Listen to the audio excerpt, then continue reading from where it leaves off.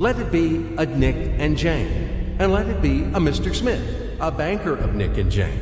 They both keep their money in his bank. That's why we use the title Mr. Smith with respect. Nick really wants to buy, well, let's say Jane's bicycle, but he has no money. More precisely, he has money, but not enough, only $10, while Jane wants $100 for her precious bicycle. That's a problem. What should Nick do? Well, this bicycle is so desirable. He gives Jane his $10 as a deposit and asks plaintively not to sell the bike to anyone. He says that he will bring the rest of the money soon. At the same time, he runs to his bank, to the respected Mr. Smith, to get a loan for the missing $90. As ill luck, Mr. Smith has no money at this moment, but he knows perfectly about $10, which Nick gave to Jane. And where will Jane bring his money to? That's right. She will put these $10 in her lovely bank to the same Mr. Smith. Therefore, Mr. Smith asks Nick to come back tomorrow in the hope that tomorrow he will get these $10. And everything happens this way. The next day, Jane brings $10 to the bank. The bank provides Nick these $10 on credit. Nick immediately gives them to Jane. She again puts them in a bank. The bank again provides Nick these $10 on credit, etc. As long as Nick the fool will gather enough money for the bicycle.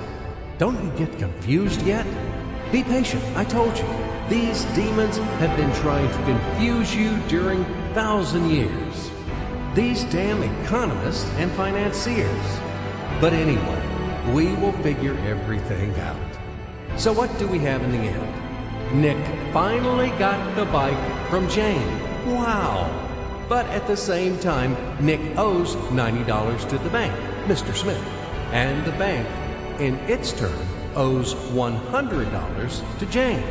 In other words, those $10, which existed initially, have magically turned into $200, $190 of debts plus real $10. But these $10 would also turn into $1,000, even in $1 million or $1 billion, if Nick would make a more expensive purchase.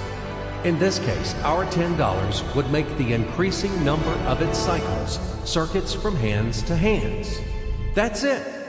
So, what happens in today's world? SOS! It appears that banks also make money out of thin air and multiply them. Not only Fed can produce money, but banks either. In short, everybody can do this, except you and me.